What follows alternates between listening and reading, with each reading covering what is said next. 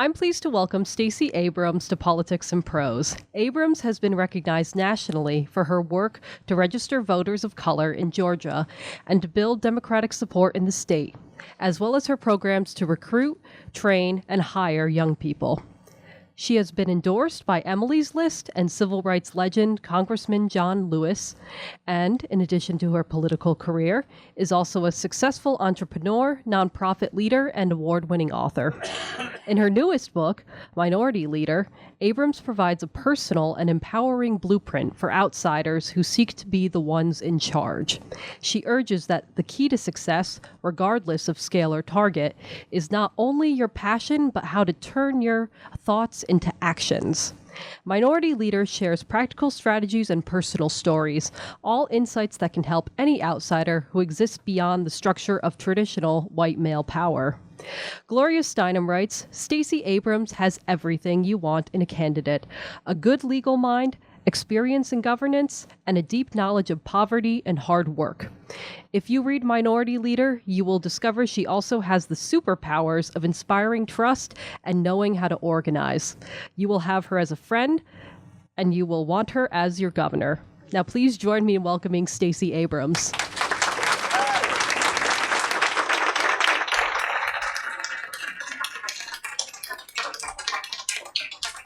Thank you. Thank you so much. I want Gloria Steinem as a friend. So I've not done this before, so you guys are my guinea pigs. But I'm going to start with actually not my story, but another story. I was talking today with a reporter because I published this little op-ed yesterday about the fact that I'm in a lot of debt, which is shocking to everyone that there's debt in America. And it's come up again and again because I'm running for governor of Georgia.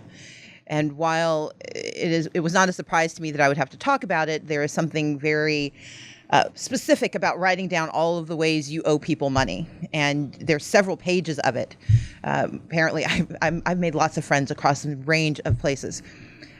But when I was talking to the reporter, she asked me a bit about it. And there was a story that I remembered that really, for me, encapsulates why I wrote Minority Leader. How many of you watch West Wing? Awesome. So if you remember back to season 2, after Josh... after Josh was in the terrible accident, there's this episode around Christmas time when he is having this post-traumatic stress reaction. And the story has resonated for me for years because Leo McGarry, after they go through the very long and windy labyrinth that is Josh's very diminished psyche, Leo says, look, there's a story. There's a man who's walking down the street named Joe, and Joe falls into a manhole. And he yells up to the street top, can somebody help me? And a priest walks by, and he throws down the Bible and he says, I'll pray for you. Then Joe looks at the Bible, and he's like, somebody, can you please help me? And the next guy walks by, he's a doctor, and he throws down a prescription. He says, take 2 and call me in the morning. And Joe's like, oh God, is anyone going to help me? And finally, this man jumps down, and it's his friend, Bill. And he looks at Bill, and he's like, Bill, why would you jump down here with me? Now we're both trapped. And Bill looks at him, and he says, yeah, but I've been down here before, and I know the way out. Minority Leader came into being because for a lot of the questions that I've been trying to grapple with my entire 44 years, I realized that sometimes the answer that I have could be shared with others.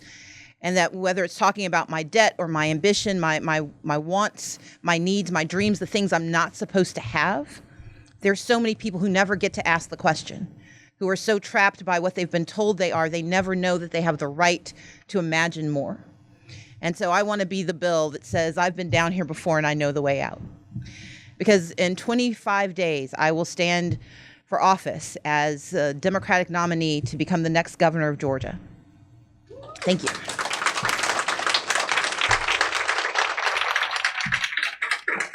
And for all the excitement I have, and I appreciate the applause, for all the excitement I have about that, there is no one who's been down this hole before.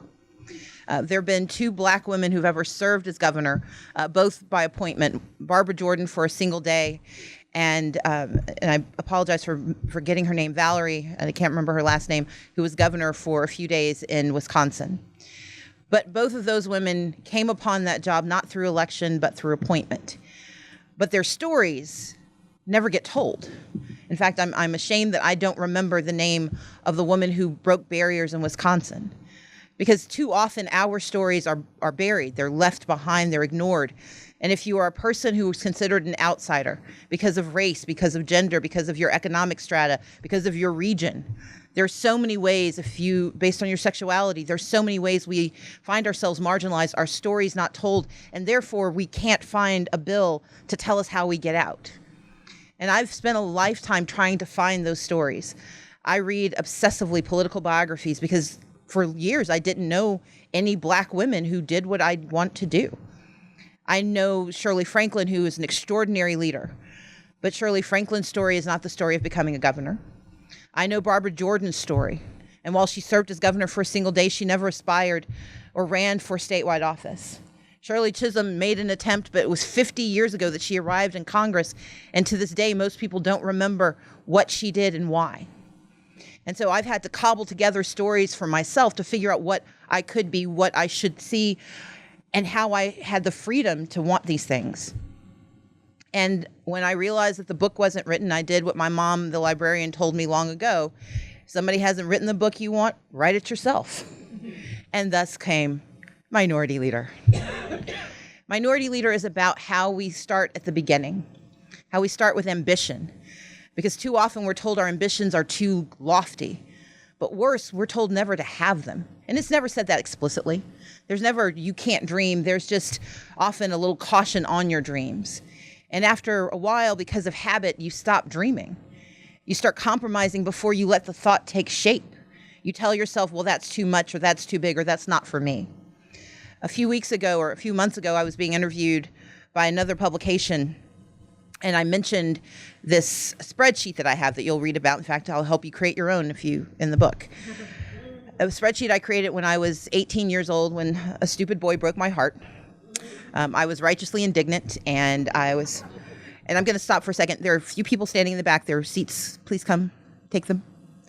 I won't be distracted. There's one of you, too. I'm joking. When he broke up with me, he maligned my character and told me terrible things about myself and said that I was too ambitious. He did. He was very mean. Maybe he was a little right on some things, but anyway. But at the time, I was just righteously indignant. So I went to the computer lab at our college. I went to Spelman College.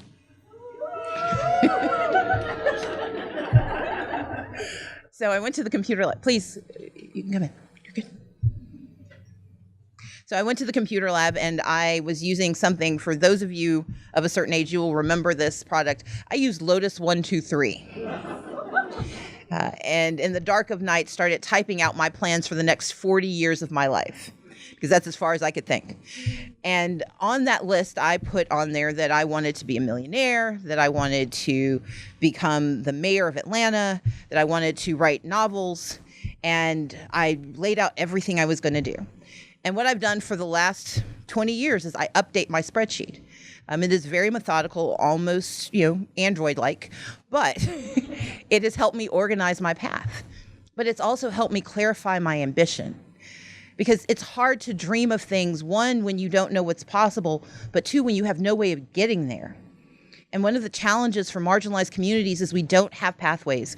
We don't have roadmaps. We don't have people to follow because no one's been where we want to be. And so part of it for me is the conversation about how do we imagine more for ourselves if we can't close our eyes and imagine anything. And this book is about how we do that, about how I've been able to chart that path. I've written novels. I wrote 8 romantic suspense novels. Thank you. And they were fun to write. One of them I wrote during law school, so, not that law school wasn't fun, but but it was about how do I do that? I decided not to be mayor, but I'm running for governor of Georgia. The one thing I've really stumbled on, I haven't figured out the millionaire thing yet, but I'm still working on it. But for each of those conversations, ambition is a part of what drives me. And what I've learned is that I cannot be bashful about declaring my ambition. So in this article in Cosmo, there was a line where they asked me if I wanted to be president. And I said, yes, it's on my spreadsheet. But not until 2028. I've got some other things. That quote made it to the front. That was the headline of the story from Cosmo. And the Republican Governors Association gasped in shock and dismay that I would be so nakedly ambitious. And there was this onslaught of how terrible for this woman who's running for this office to think that she should have more than that. And to me, the conversation is the wrong one. Why shouldn't I imagine more? Why wouldn't you want me to imagine more? And the reality is we are too often taught that our ambitions are wrong if they exceed someone else's expectations of us. And while I talk about this for a minority community, it's true for everyone.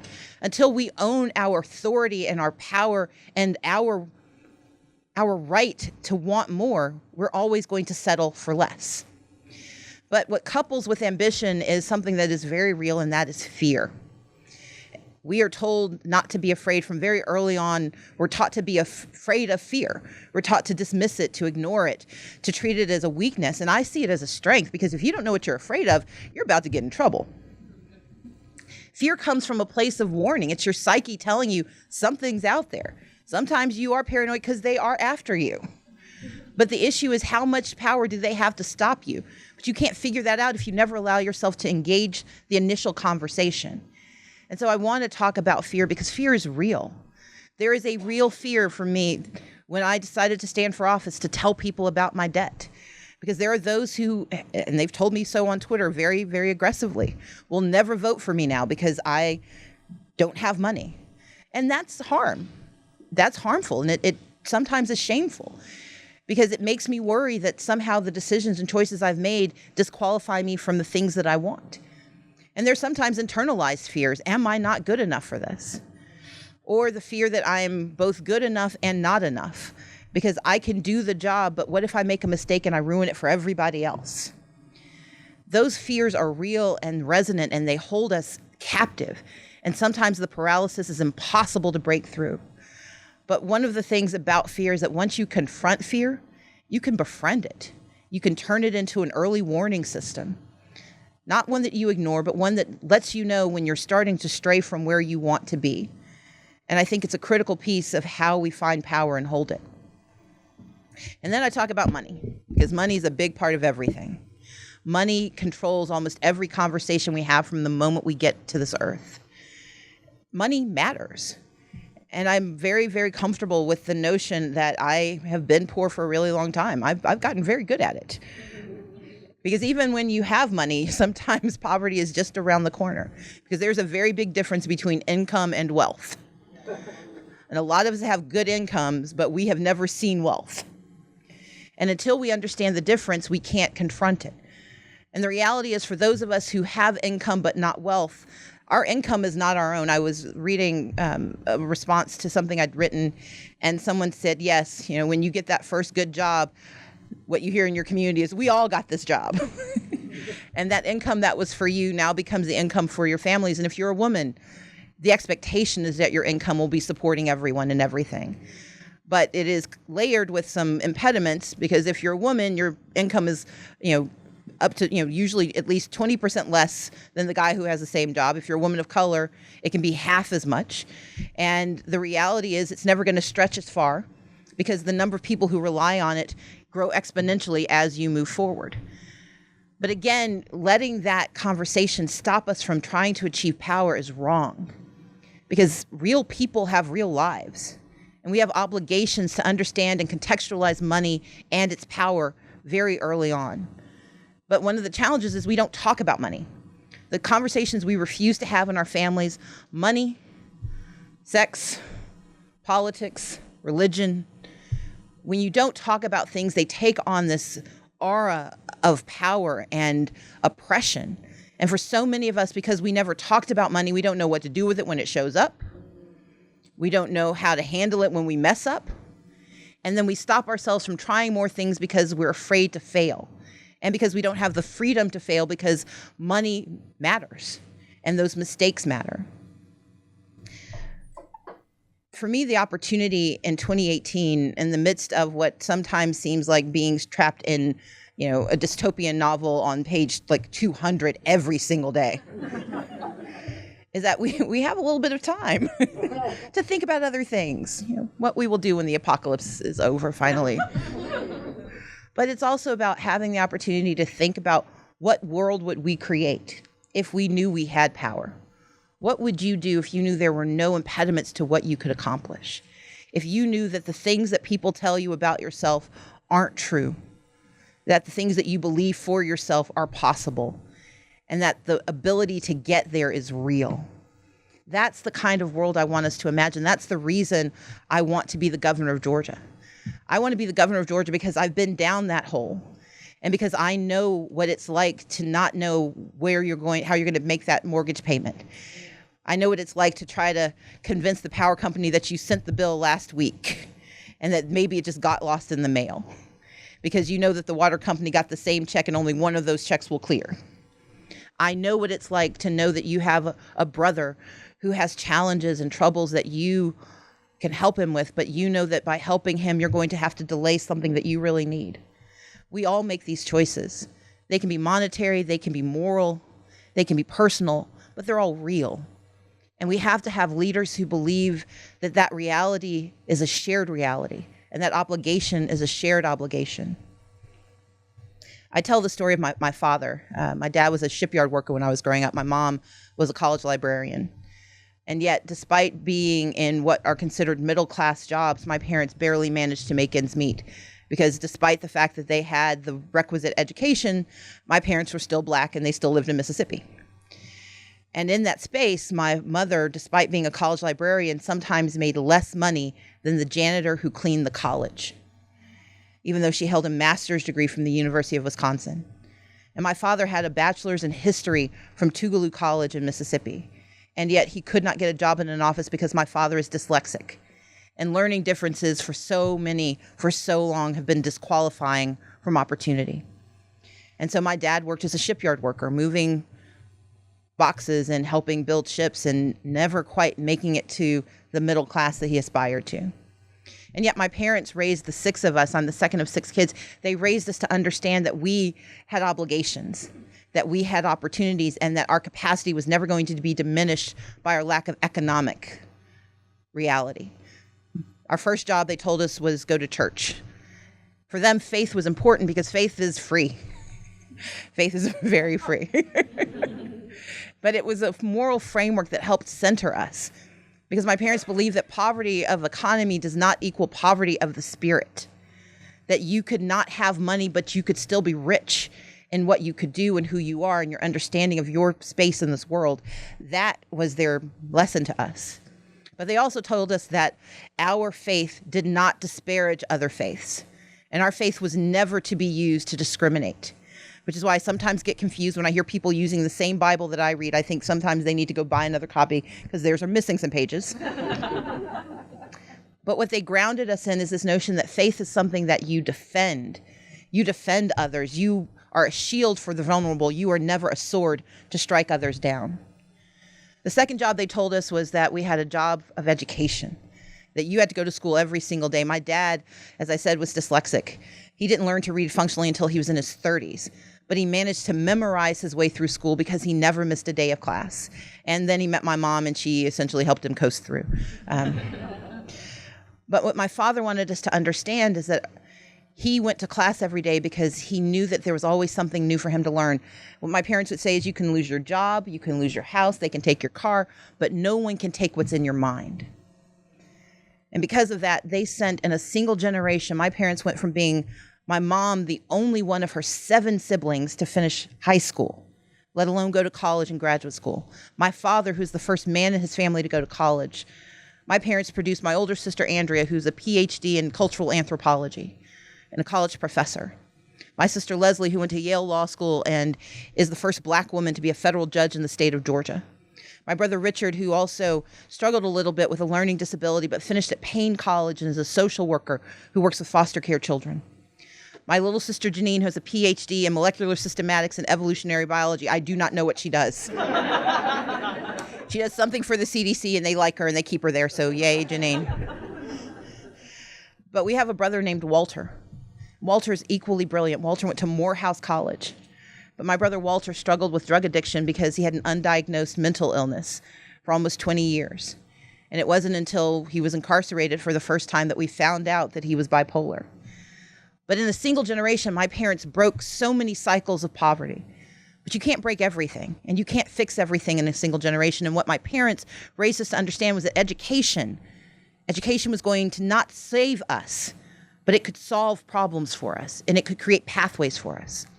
Go to church, go to school. But the third job they taught us was to take care of each other.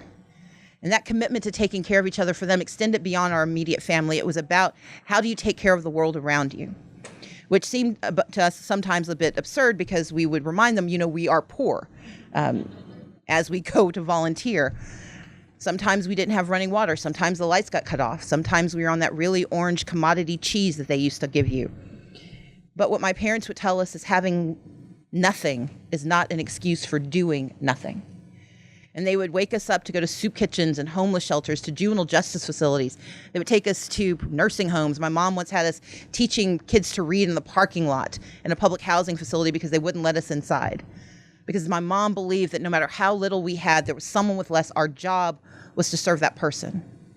And ultimately, that trifecta of responsibility, go to church, go to school, take care of each other, that's what led me to this moment. Because I stand in a space where other people need that same support. They don't need to share my faith. They don't need to have my education. They don't need to do the service that I do, but they need to know that there's someone who is and someone who will. And that someone is someone who stands as a minority leader, someone who believes that her obligation is service. Her obligation is guaranteeing education to others, guaranteeing access to economic capacity, guaranteeing that government works for everyone. My dad, the shipyard worker, he worked 40 miles from where we lived. My dad would wake up in the morning and he would get a ride to work with Mr. Luther, a man who drove a brown van. I was like 20 before I realized Mr. Luther had a last name. And he would pick my dad up at 6 a.m. and he would drop him off at work and bring him home at 6 p.m. like clockwork. Except on the days when my dad had to work multiple shifts, because my parents only had one car and my mom had to keep that car to get the rest of us around. And so my father would have to hitchhike his way home when he had to work more than one shift. Now, if you've ever been to Mississippi, imagine having to hitchhike down a Mississippi highway in the dead of night. That is the beginning of many, many Faulkner novels. But my father had no choice. And so he would call my mom from a payphone and say, "Carolyn, I'm on my way." And I remember one winter when it had been raining and it was cold and Christmas was coming and my parents were trying to scrape together as much money as they could to take care of bills and to make sure we had a good holiday. And my dad called and he said, "Carolyn, I'm on my way." And this time she just got worried because there had been accidents on the highway and it was storming and it was cold and she just didn't feel right. And it was 2 a.m. and so she came and woke us up, my older sister Andrea and myself, and she told us, "Go get your younger siblings and get in the car," because we were going to go find my dad. And so we get in the car and we go driving down Highway 90 looking for my father in the rain, and Andrea sees them through one of the windows and my mom pulls over to the side of the highway and my dad gets in the car and he's wet and he's shivering. And my mom looks at him, she's like, "Robert, where is your coat? Did you leave it at the shipyard?" And my dad said, "No, I gave it to a homeless man on the beach." Now, Andrea and I braced for the explosion because in our family, if you lose a sock, you need to have a ransom note. And my father has given away his only coat. But my mother doesn't yell. She doesn't chastise him. She just nods and says, "Oh, okay." She turns the car around and we get back on the highway and we start heading home. And in the midst of this minor miracle, I look at Andrea and she looks at me and we're trying to figure out what just happened. And she looks at me and I look at her. I'm like, "You're older, you ask." And so she leans forward and she looks at my dad and she's like, "Daddy, why would you do that? Why would you give that man your only coat?" My dad turns around and he looks at us and he says, "I gave him my coat because when I came upon that man on the beach, he was alone. And I knew when I left him there, he would still be alone. I could give him my coat because I knew you were coming for me. With Minority Leader, I'm coming for all of us because we have a job to do. Thank you so much."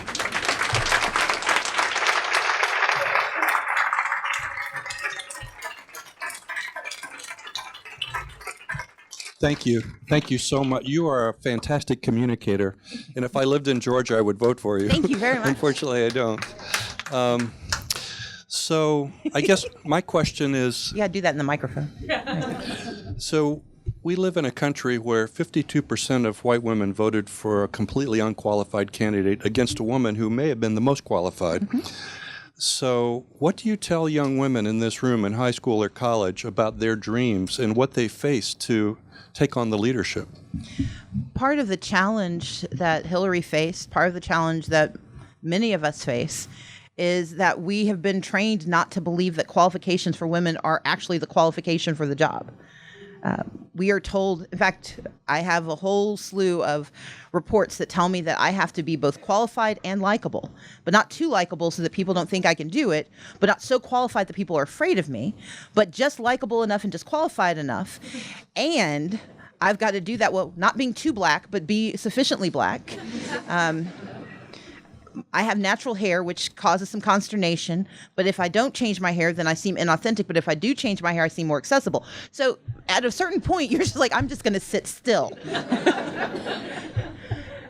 Part of the responsibility that we all have for that 52% that got confused about what we needed is that we have to change the narrative. We have to change the dynamic. And the only way you create change is by people seeing something different. That's one of the reasons I think my campaign is so important and the way I'm running this campaign. I did not change my hair despite the consultants who thought that I should. And I did not go on a slim fast diet immediately. I am, as someone described me, I am a tall, sturdy woman. And I'm good with that. It got me this far. But part of it is we have to start, what I would tell those young women, what I would tell anyone, is part of our ability to change is our ability to accept who we are and to start celebrating the differences that we have. Part of the challenge with Hillary was that she wasn't what people wanted her to be. She was authentically herself. And until we start to accept authenticity as a reason to vote for someone and not as a disqualification, we can't get there. But it's also about those who have power lifting up those who don't have power, those who do look like the stereotypical person, saying that the different person is probably the better choice.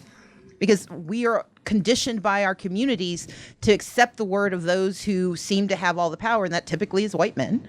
And so the extent to which there's a common responsibility, we're not going to make things different. But that's one of the reasons I wrote this book, is we have to have those conversations, because we can't even start to confront the question until we acknowledge that there is a question out there to talk about. Yes, sir. Thank you very much for being here today, and thank you for your words. I'm a college student here in the Washington, D.C. area, and I'm seriously considering working on special needs and inclusion-related issues in the context of public service after completing my studies. One thing that I was wondering is, what do you think is particularly important to know about communication in the context of public service? And what would you say are some of the most meaningful things that you've learned about communication? I think being able to tell stories is critical. Because most people, when they take in information, they try to process it in a way that they can hold it. And when you tell a story, you give humanity to the information that you're sharing. Everything can't be a story, but stories help contextualize, and they help people find themselves in that space. And so I try to find ways to use stories to illustrate what I'm talking about. I think it's also important not to dumb down what we say. There are those who caution me not to use big words. I love language. It makes me very happy. And I think there are lots of words that we just don't use enough. Logorrhea is one of them. I love that word. And sometimes I might be accused of it. But part of it is it's trying to calibrate between wanting to make certain people hear you and can understand you, but also challenging them to learn more than they intended to. And so I think it's telling stories to contextualize, but it's also challenging people in a way that's safe and effective. And so if I use larger words or if I use complex ideas, I always then try the next moment to contextualize it so people understand what I'm saying, so that they can hear the word, hear the phrase, hear the theory, and they can hold it, but then I give them space so they can actually understand it. Because it's not communication if it's one way. It's not communication if you're just telling.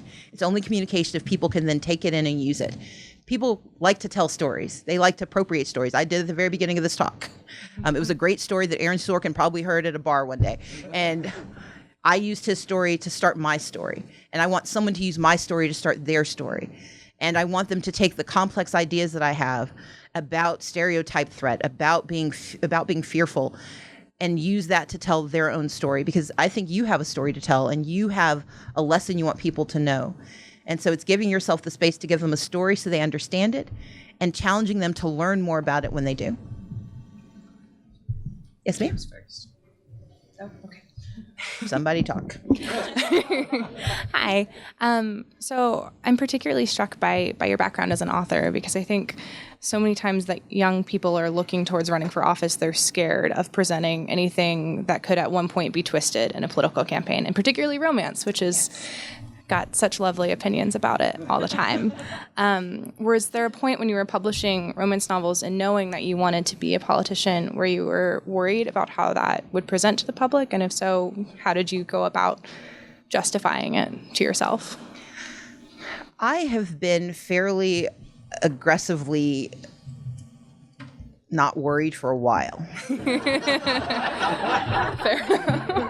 I mean, I tend to have slightly iconoclastic goals. And what I mean by that, so I wrote my first romance novel I published it the same year. I published an article on the cognitive dissonance of the unrelated business income tax exemption. Yes, raise your hand if you read my paper. And I was publishing them at the same time, and Google was just coming into real prominence. And a friend of mine told me about it, and Will was like, have you Googled your name? I'm like, I don't know what that is. And he's like, just try it. So I Googled my name and realized that another paper I'd written way back when on, I actually wrote on Mesopotamian astronomy. I thought I was going to be a physicist for a while. But anyway, that's a whole other story. But anyway, my point being, by the time I started writing my first novel, I realized that if I was either going to own what I was or I wasn't. And throughout high school, throughout college, I'd been slightly different than others.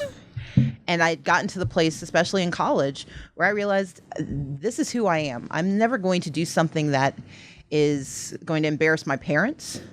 But that was my standard. As long as they weren't going to be embarrassed by what I did, I was good. And so my mom and dad, my mom was a librarian, my dad was a shipyard worker. They're now Methodist ministers, so that embarrassment threshold got really, it changed dramatically. And so my mom had to be able to read my romance novels because all of the old women in her church wanted to read them. So I'm much more evocative than a 50 Shades of Grey novel. But for me, there was no embarrassment about it because I love romance novels. They are good books. The best writers are some of the most creative storytellers who create complex characters and take what can be a very reductive story. Woman and man meet, they have conflict, they fall in love, and they decide to do something about it. That's it. But what romance novelists who are good do, they make it so interesting every single time that you keep coming back. And so I'm not ashamed of romance novels, but to the core of your question, other people might be. And for me, the standard is, am I comfortable putting my face and my name on things? All my romance novels, my name is not on it. I use Selena Montgomery, but that's because my own name was kind of boring. Stacey Abrams does not, wake you up like, I want to read a romance novel by Stacey Abrams. Especially when you Google her and you find out she wrote about cognitive dissonance. And it would be like reading a romance novel by Alan Greenspan. Nobody's idea of a hot time. And so, but I put my face on every single book that I wrote. And I put my bio in every single book because I was never going to walk away from it. And I think what women in particular have to be comfortable with is that we have to challenge the dynamics. We have to push back against what people expect of us. That's the only way things change. And I'm not telling you people to run out and do something crazy, but sometimes doing something that's a little quirky gets you a little further. But fundamentally, if you are proud of what you do, if you're proud of your art, then you should stand in that pride. And I actually think it makes me more relatable because when I can talk about the unrelated business income tax exemption, and I can talk about Mesopotamian astronomy, and I can talk about, hot guy falling for a woman after she eludes him in the Andean mountains. That's also kind of fun. Thank you. Forgive me for being inarticulate, and also forgive me for not asking a question. I come from 12,000 miles away, probably the farthest of anyone in this room. And I was listening to you, and you actually stopped me in my tracks, because I was actually coming to look at books, and I heard your voice, and I actually stopped and came and sat down. Well, hi. So I come from Kenya, and mine is about power, and the whole dynamic of power, because if any of you know anything about Africa, so we got our independence going on 60 years ago, in the early 60s. And we always thought, in fact, there was a saying by the Ghanaian president at the time, Kwame Nkrumah, who said, seek ye first the political power and everything else shall come unto you, the biblical verse. And we only realized much later that that wasn't enough. And so if you are from Africa and you're African, the attainment of power is not a problem. The barriers that you would face, maybe the woman thing would be a problem still, but the black thing obviously is not. Probably all our presidents now are black. The problem is once you get there, you then realize it's not enough to just attain it. You also have to understand it, yes. In the sense that you get in there, you hold the office, but you realize the power is held elsewhere. And I dare say even someone like Obama, who's a personal hero of mine, not just because his father was from Kenya, but also because of how he conducts himself, I dare say he realized that as well. So you can gain the office, you can have all the perks of office, you can do certain things, but you're only able to do in the time he was given, which is 8 years. We were 8 years in power. He's only able to influence things at the margins. And what I wonder is, maybe there's a question, once you attain power, because I have no doubt that you will, not just in Georgia, but probably the country as a whole, how do you sort out this thing of the dynamics of power? So you're in there, you're in office, you obviously have a platform you're standing on, but the whole structure of power sometimes is where the problem is, not the attainment of it. Right. So, thank you. So here's the thing. There's first and foremost a difference between position and power. Position often has really cool titles, but if you can't do anything with that title, you don't have real power. And a lot of us become very comfortable with the position and the title, not realizing that the person sitting next to us actually has the power. And so the first responsibility is to actually understand what power is in the context of where you are. President Obama held power, but the power he held, he realized very quickly, was going to be more executive than it was legislative. His ability, once he lost the House and the Senate, to actually execute power through the legislative branch was non-existent, which is why we have DACA, which is why we have so many rules that were made that unfortunately this administration is trying to roll back, because he realized that the real power lied in being able to put things in place that were done through executive order. So one of the things I talk about in the book is that you have to understand where the real power is. There's a woman that I met when I was running for office. I was sent to talk to her about raising money, and she told me about the fact that she served in the thrift division of the Department of Treasury during the collapse of the banks. And so if you remember the 1980s when that happened, this woman managed billions of dollars, and almost no one knows her name. Because it wasn't the position she held, it was the power she held to determine where those new dollars that were coming out of the thrift savings and loans, she decided which new banks got those dollars. And because of her, small banks, especially minority-owned banks, suddenly had cash on deposit that tripled their size. And for almost a decade, these small banks were able to lend and grow minority businesses across the country. Part of the challenge with power is that we get so enwrapped by the title that we forget to look who's actually pulling the strings. And so the first responsibility is not, I want to be governor not because of the title. I want to be governor because I've read the Constitution of Georgia and I know who gets to do what. And if the power to do what I want to do could be done while I stayed in the legislature, that's where I would be. But in the state of Georgia, the governor has much more power than anyone else. And if you want to eradicate poverty in the state of Georgia, you need to be the governor of Georgia. If you want to tackle issues of criminal justice, if you want to make certain that families are taken care of, you have to be the governor. Or you have to be the person who can make the governor do stuff, and I haven't figured out who that person is, and so I need to be the governor. And so your point is very well taken, which is that attaining power isn't enough, but it's also making certain that you actually attained power and not a position. Because a lot of us get fascinated by positions and by titles and by salaries, and we don't pay enough attention to who's actually making stuff happen. And so my caution, but also my excitement, is that I research a lot. And I know, I think what President Obama discovered and what a lot of you in this room discovered is that you also have to figure out what area of the world you're going to change. We can't do everything. It is impossible because too many people want and have power. And there will always be conflicts because there is something that is a bit zero-sum in a lot of the things we want to accomplish. My success means your failure. And when that is the dynamic, then your determination to destroy my power is heightened dramatically. And so it's knowing the difference between position and power, but it's also setting your parameters so that you know how to use your power the most effectively and how to create the most permanent use of that power possible. It's putting in place something, one of my heroes, even though he's deeply flawed, is LBJ. That man created power unlike anyone you can name. And the Republicans have been trying to dismantle his stuff for decades.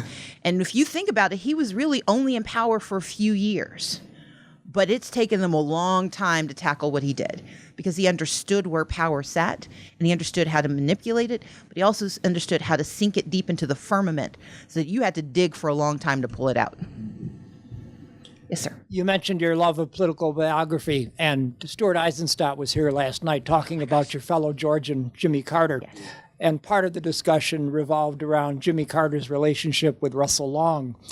And I told my friend Samira that she's got to read LSU professor Harry Williams' biography of Huey Long.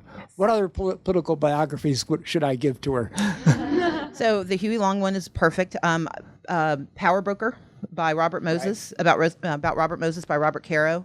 Like, that's somebody who knew how to manage power. So very quickly, this guy wrote 2 different bills. He was an assistant. Basically, he worked for congressmen, and then he worked for a representative, and he worked for another person. He had like 4 different jobs at the same time. And what he did was he created these different jobs. So Robert Moses created the interstate highway system. He also created the parkway system in New York. And if you've ever heard of the Port Authority, I know there was a governor who did some stuff with it recently. He created that too. Right. And then he interlaced their responsibilities so that only the head of one could remove the head of the other. And then he got himself appointed to head them all. And for 40 years, presidents tried to push him out, and they could not because they had to get him to agree to fire himself. And he wouldn't do it. That is power. He understood both position and power, and he managed to connect them. So The Power Broker is a great book. The entire compendium by Robert Caro of LBJ, because clearly I love them all. The newest book about David McCullough's work on Truman. Well, actually, Grant is good too, but David McCullough's work on Truman, because that's someone who came to power not accidentally as we like to think about it, but not with the same intentionality that someone like an FDR did, but someone, again, who managed to leverage that power in extraordinary ways that we often don't pay attention to. That's where I'd start. Great choices. Thank you. Hi. Hi. How are you? I'm well. So hello from Spelmanite, first and foremost. Hi. Yay! Okay. But secondly, I think I came here not intending on asking a question and then heard you speak, and I was like, I need to ask a question. So okay. I similarly have very audacious goals. My mom grew up during the Biafra War in Nigeria, and so from about 5, I decided I was going to end all war, right? Similar to you, and I am firmly committed to that. I'm going to die saying I'm going to do that, obviously. Right. Will that come to fruition? Who knows? But I have audacious goals. But I'm finding that I delayed adult life for a really long time, so I now work on the Hill. It's my first official job. And finding that as you sort of navigate professional life and structures of power, it becomes very hard to stay focused on the goal, and you end up fighting about the most asinine things or focusing on the most asinine things. My colleague said something brilliant to me. I was like ranting about somebody moving my bullet points and the order of the bullet points in my memo. Yes. And he's like, why are we in the car talking about bullet points in a memo? And I'm like, yeah, what is going on? There are things to be done. And so I think my question for you is, as you've navigated professional life and structures of power, how have you remained focused on the actual goal as opposed to focusing on just things that have absolutely no impact and are really just ridiculous?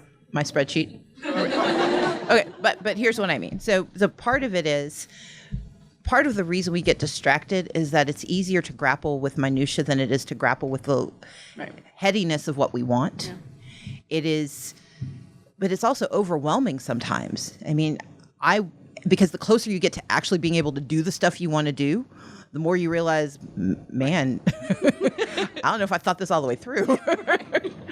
Or what if I try and I don't succeed? Because fear of failure is one of those fears I talk about. But I write everything down. I give myself a structure for what I'm trying to do, but I also give myself checkpoints. So I'm going to call on her. She's going to be embarrassed that I point her out. But so I have this friend named Eliza. And she and I have been friends for a very long time. Hi, Eliza. She's in the book. Because one of the things I realized is that you have to have people that you partner with who hold you accountable. And sometimes it's holding you accountable on the fact that we get comfortable with the minutia, because the minutia can amp us up, but we can solve it. And once we've solved it, we have accomplished something great, which is why Congress works. That's where I work. Exactly. And so the opportunity is to find someone who serves as your anchor, who keeps pulling you back to why you're doing this. And it's also giving yourself benchmarks. Like, I tell myself, this is how long I'm going to do this. And I can come back to it, and I might decide I'm going to do it for longer, but I have to have a reason for why I'm still doing it. And if I don't give myself a reason, then I have to have an honest conversation with myself. And sometimes I disagree with myself, and sometimes I win, sometimes I lose. But it's making certain that you create external anchors and external checkpoints so that you know why you're doing what you're doing, and you can hit the marks that you're trying to hit. I believe that poverty can be eradicated.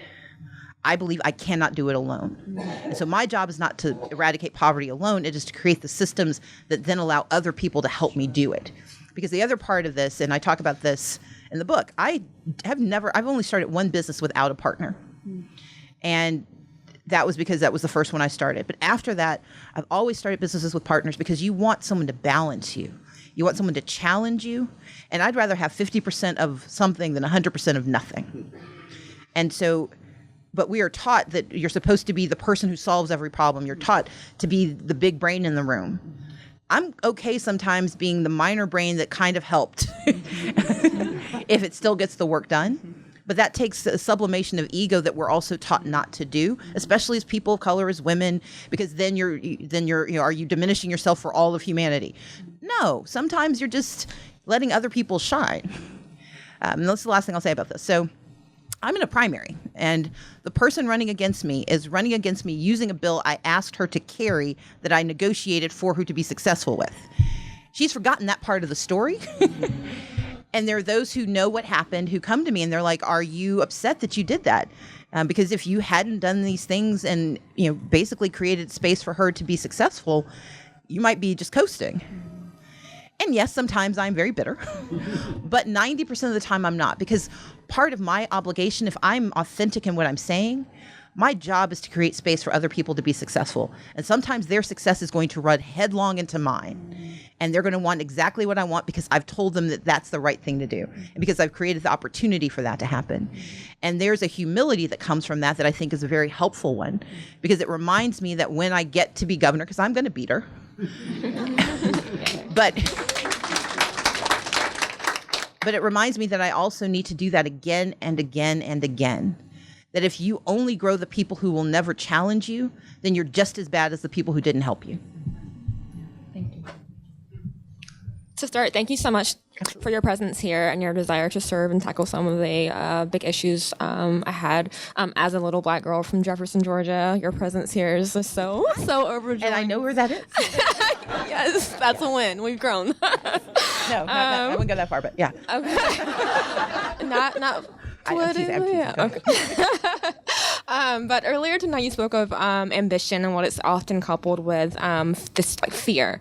So I'm beyond like blessed and grateful to be starting at an amazing business school this fall. That being said, I've often been rankled with like a thought that you expressed earlier. This thought that you're both and I'm both like good enough to gain entry to deserve a seat there, though perhaps still not quite enough to accomplish everything I want to. In that way, can you? My question is, can you discuss some of the strategies you've taken or behaviors you've employed to, as you said, confront that fear and befriend it? Absolutely. So when I went to law school, I used to have braids. I had braids from the time I was a sophomore in college. And I thought I was ready to go to Yale. Yeah. Like, hey, they let me in. I clearly was panicking because I cut off all my hair by myself the day before I was supposed to start class. Now, as a black woman, you should know that's a dumb thing to do. If you don't know who's in town to fix your head when you're done. Yeah. And so I ended up wandering through the streets of New Haven trying to find a barber who could shape my new fro.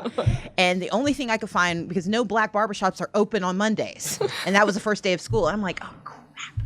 And so I wander into this barbershop, and it's not a barbershop, it was the only thing that was open, a salon, and there was a Lebanese woman who violently wanted me to perm my hair.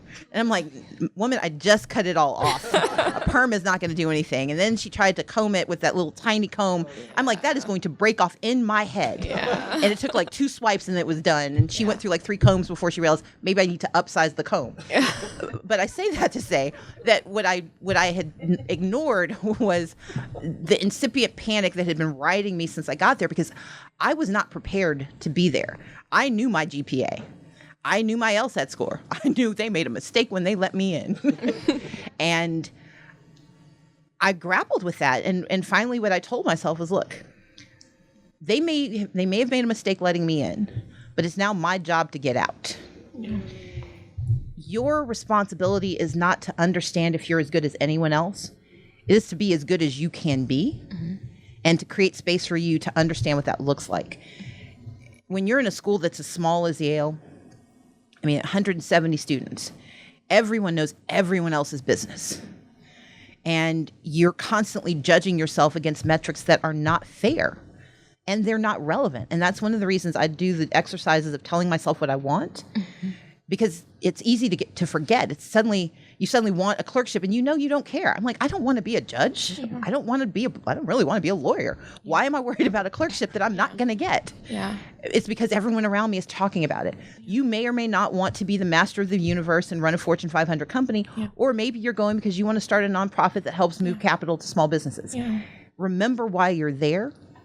Create space for yourself to change. You can evolve your goals, mm-hmm. because as you get more information, you want more. But never forget why you started, because part of what pulls us in that direction of not being enough is that we let everyone else tell us what enough is. And you've got to keep reminding yourself of what enough is for you, mm-hmm. and what your goal is for you. And then the last thing is talk about it. The worst thing you can do is to sit in silence and fear. Yeah. To let the pain and the panic overwhelm you until you are sitting with a bald head trying to find somebody to cut your hair for you. That was just dumb.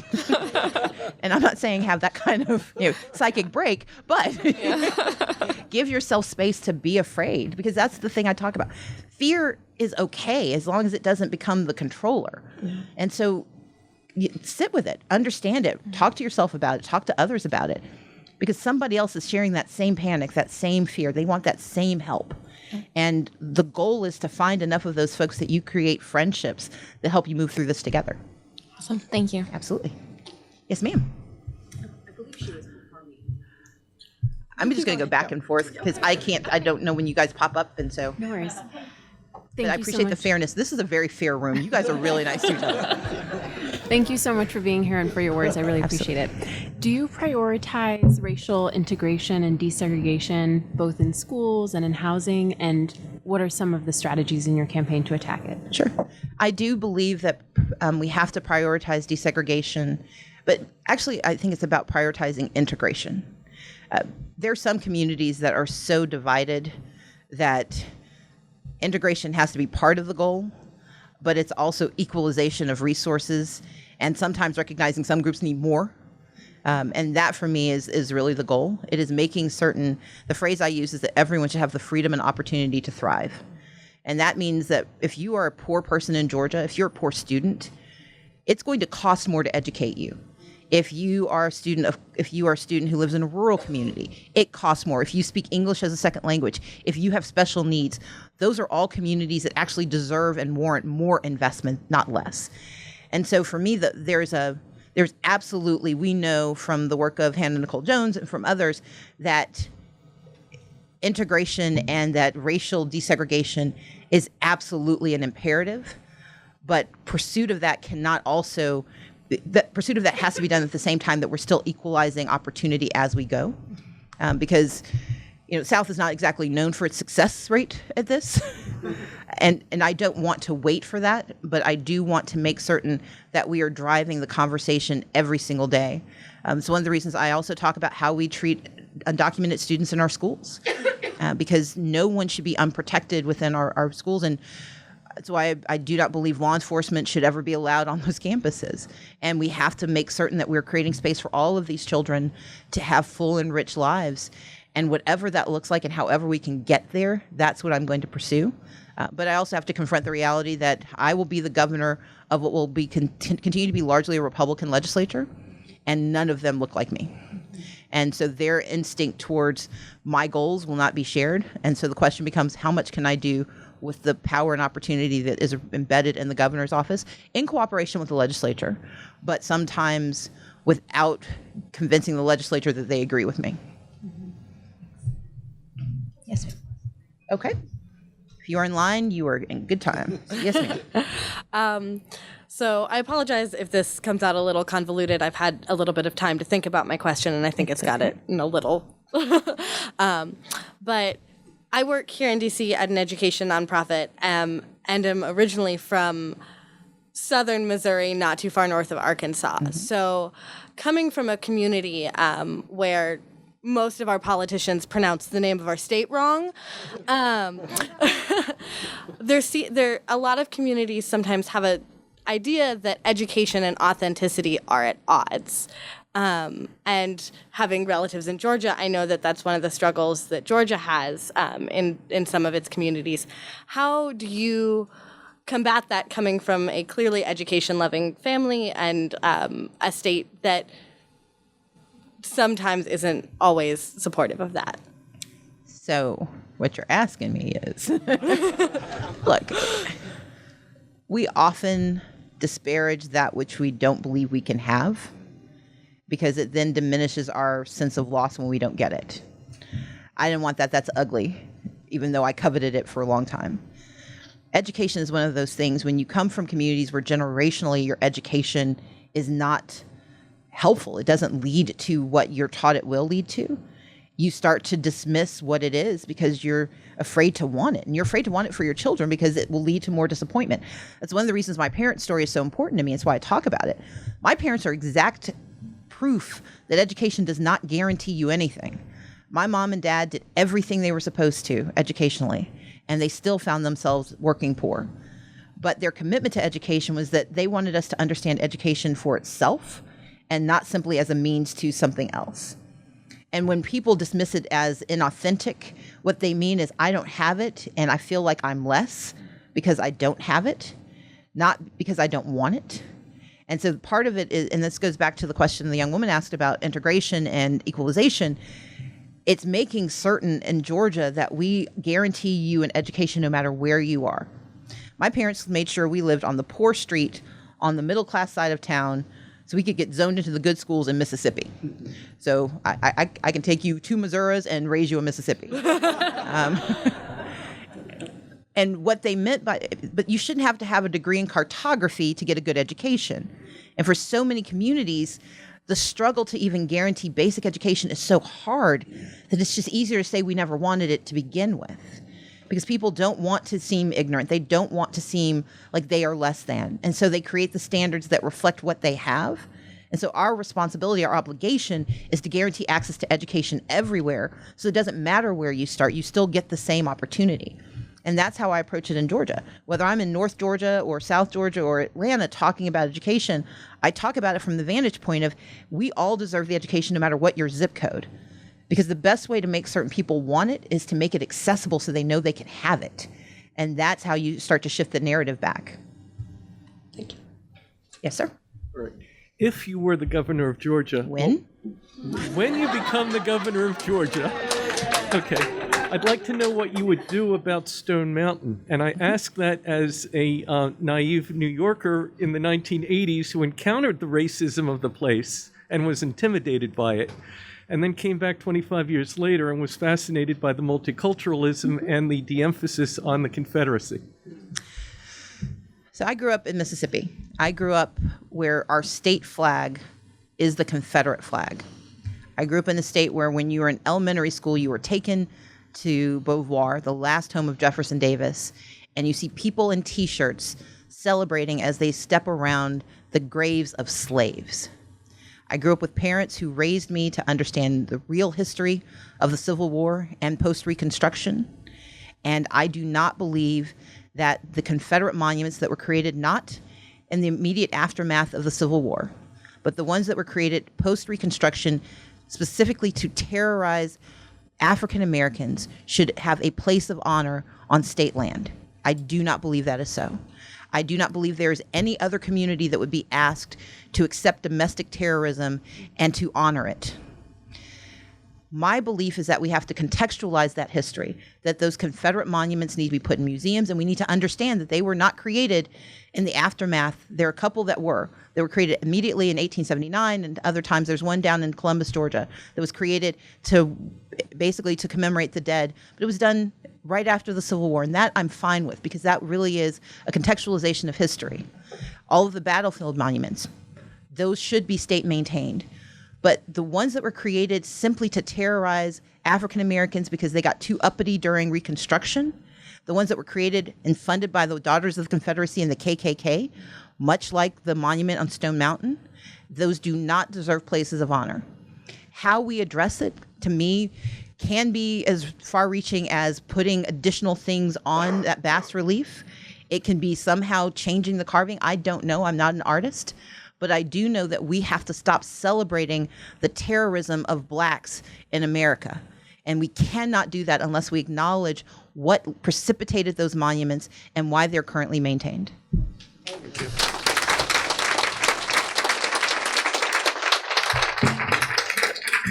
So your question has to be about bunnies or rainbows. It's funny you asked because that's similar to my question. Okay. I've had the pleasure to go down to Georgia and volunteer with your campaign. I'm just so happy that you're here and being able to share the great work that you're going to do in Georgia. My question actually was about self-care. As a Black woman, and as the media kind of presents that Black women often are saviors in the election, whether it's in Alabama or in other states like that. What are you doing for self-care? And kind of as a last question, kind of in the nature of politics, what can we do to help you make sure you get in office?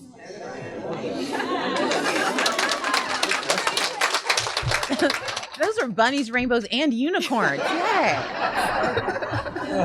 Okay. Self-care. One, I have amazing friends, and I'm going to name a few of them because they're here and I see them, like Kelly and Stacey, and I saw someone else. Jess, where did you go? Thank you. You hid. Okay. It's having people around me who know what I'm going through, who've known me for a long time, and can remind me why I'm doing this.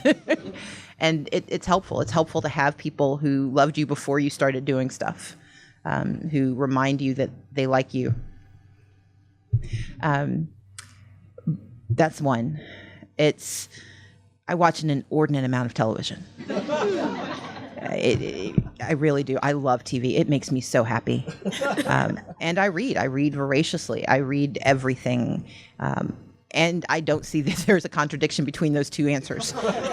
I am waiting to get home because I need to see who won the spring banking championship on Food Network, and Elementary is coming back. I'm very excited about that.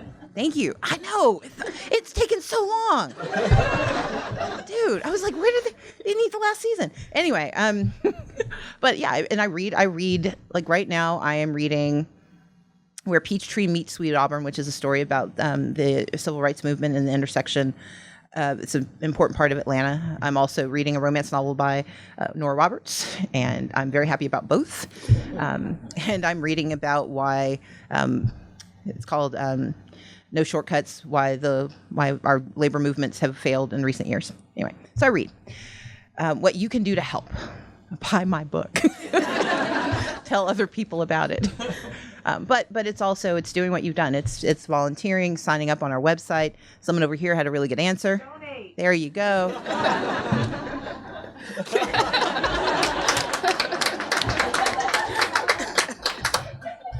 But it's talking about this campaign. The way we talk about it is 3 M's. Mobilization. Please sign up on our website. It doesn't matter where you are. You can help. We phone bank every single day. We do text messaging. My younger brother, Walter, who I adore and love, he is not allowed to leave the state of Mississippi. And so he texted me last week and asked if he could help. And I texted him back very fast and it wasn't as thoughtful about it. And he responded. He's like, I know I've disappointed you, but I promise I won't disappoint you this time. Because he wants to be a part of how I do this. And, he's texting. He texted 500 people last week for me. I'm fairly, yeah. So you can do texting. You can do emails. You can send postcards. We'll give you all kinds of work to do. Second is messaging. Talk about this race. Talk about me. There are those who say, oh, my God, you shouldn't nationalize a race. Georgia's already a national state. And it's a little late to unring that bell. But it's helpful to me for people to talk about this because if you remember President Obama before Iowa, when people liked his speech, but no one thought he'd be president. But then, there you go.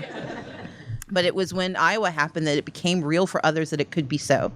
And so for me, because I will be the first Black woman in the history of America to be elected to the governorship, it matters for people to talk about that, not just in the context of history, but in the context of what we talked about today, about what I want to do and why it needs to be done and why you want to see change happen. That messaging should happen on every social network that you have, every platform, and please tag me in it so then people know that it's about me. And it's Abrams, Abrams. My opponent also is named Stacey, so Abrams is important. So it's mobilization is message, and then it's money. Money helps a lot because apparently America relies on money. So there you go. That's it. Daughter, you are wonderful. Thank you. Just wonderful. Who has been most helpful to you in the state of Georgia? Whose help do you need and seek? And when do you sleep? Mike, look, I've been blessed to have an intersection of women and men of every race and every stripe who've been helpful to me. I need everyone else who hasn't said they want me to change their minds and come on board. And that's why this messaging works, because people hearing from other people, it helps them understand that this is viable and it's possible. But any particular leaders, historic I'm on or otherwise? TV. No, I'm not going to answer that question. I will say this. No, I've been very privileged. I've received because we all know people in Georgia and elsewhere. What I would do is ask everybody you know who's in Georgia, ask them if they're supporting me. That's what's helpful. I've been privileged. Congressman Lewis, Congressman Scott, Congressman Johnson. What I need to know. They've all supported me. C.T. Vivian, Joseph Lowry, Shirley Frank. Well, so we've got a whole group of people who've been supportive and who have been advising to me. So, Mayor Franklin has been an advisor to me throughout my career. There are a lot of folks who are being helpful. We know Frank. She's a Howard University daughter. Yes. So they've all been very helpful, but it is helpful to me to tell people, ask them where they are and ask them if they're not on the right side of history and the right side of this issue to come over to me.